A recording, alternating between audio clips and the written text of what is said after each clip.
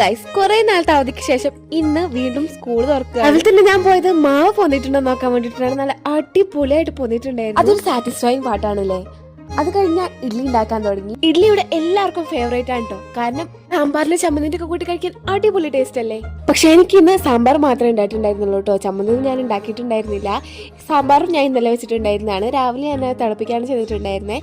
അത് കഴിഞ്ഞിട്ടാണ് ഞാൻ ഇന്നലെ ചെയ്ത പണി കംപ്ലീറ്റ് ആയിട്ടോ നോക്കാൻ വേണ്ടിയിട്ട് വന്നത്. പിന്നെ എനിക്ക് കുറച്ച് നോട്ട്സ് എഴുതാനുണ്ടായിരുന്നു.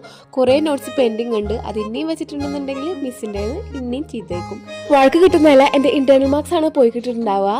അത് കഴിഞ്ഞിട്ട് ഇവന് ഞാൻ ഇഡ്ഡലി സാമ്പാറും വെച്ച് കൊടുത്തിട്ടുണ്ടായിരുന്നു. പിന്നെ പാൽ തിളപ്പിക്കാൻ വെച്ചു. അടുത്ത സെറ്റ് ഓഫ് ഇഡ്ഡലി ഞാൻ അതിൽ നിന്ന് ഇളക്കിയെടുത്തിട്ടുണ്ടായിരുന്നു. പിന്നെ ഞാൻ ബൂസ്റ്റ് ഇട്ട്, അത് ബൂസ്റ്റാണ് ഇവിടെ രാവിലെ ചായ കുടിക്കാറില്ല, ബൂസ്റ്റാണ് കഴിക്കാറുള്ളത്.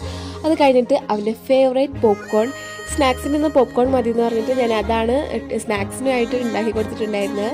ഇഡ്ഡലി ഇഷ്ടമാണെന്ന് പറഞ്ഞതിൻ്റെ മെയിൻ കാരണം അതാണ്. ഇന്ന് 4 നേരം ഇഡ്ഡലി ആയിരിക്കും. ഇനി ലഞ്ച് ബോക്സിൽ ഞാൻ ഇഡ്ഡലിയും സാമ്പാറുമാണ് വെച്ച് കൊടുത്തിട്ടുണ്ടായിരുന്നു. കുറച്ച് കുമ്പറും വെച്ച് കൊടുത്തിട്ടുണ്ടായിരുന്നു. നല്ല അത്യാവശ്യം പനി ഉണ്ടായിരുന്നതുകൊണ്ട് തന്നെ ഇന്ന് ഞാൻ സ്കൂളിൽ വിടണോ വേണ്ടെന്നൊക്കെ ആലോചിച്ച് വെച്ചിട്ടുണ്ടായിരുന്നു. പക്ഷേ ഇന്ന് ഗ്രീൻ ഡേ ആണ്, അതേപോലെ തന്നെ കളർ ഡ്രസ്സാണ്. ഇന്ന് വിട്ടിട്ടില്ലെങ്കിൽ പിന്നെ ഇപ്പോൾ വിടാനാണ്. പിന്നെ അവന് നല്ല കുറവുണ്ട് കേട്ടോ.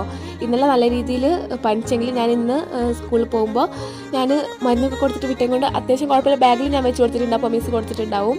കുറേ നാൾക്ക് ശേഷം മടിയൊന്നും ഇല്ലാണ്ട് നല്ല ഹാപ്പി ആയിട്ടാണ് സ്കൂളിൽ പോയിട്ടുണ്ടായിരുന്നത്. അപ്പോൾ ഇന്ന് ഇത്രയേ ഉള്ളൂ. എല്ലാവർക്കും ബൈ.